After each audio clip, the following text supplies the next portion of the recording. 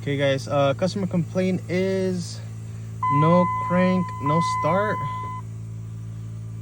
So here, verify the issue. Nothing.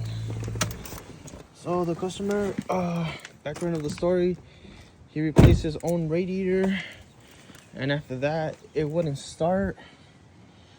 And one thing I already saw is this positive is loose,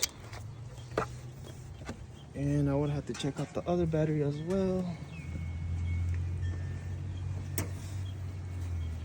That's tight. That's tight. So I will tighten that positive and see if that does it, or we'll further diagnose starter issue or something that way.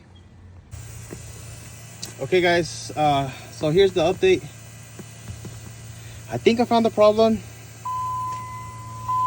So you guys can see I have connected my not a power probe, but it's the same thing. We'll let the fuel prime.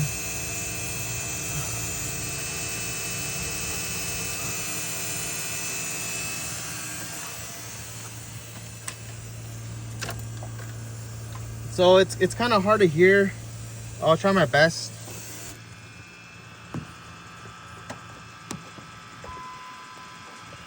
So whenever I crank it,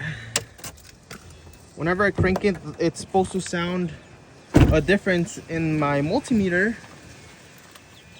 So there's supposed to be a difference in the power probe. So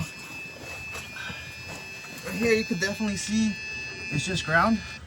And this is how it's supposed to sound when it's powered.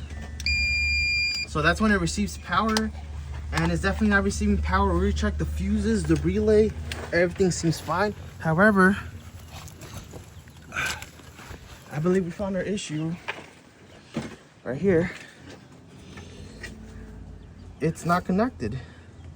So the customer replaced the radiator, and it kind of makes sense.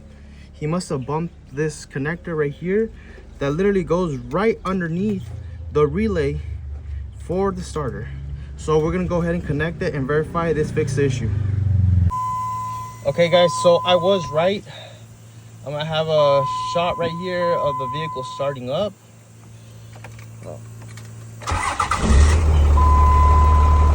So the problem is fixed.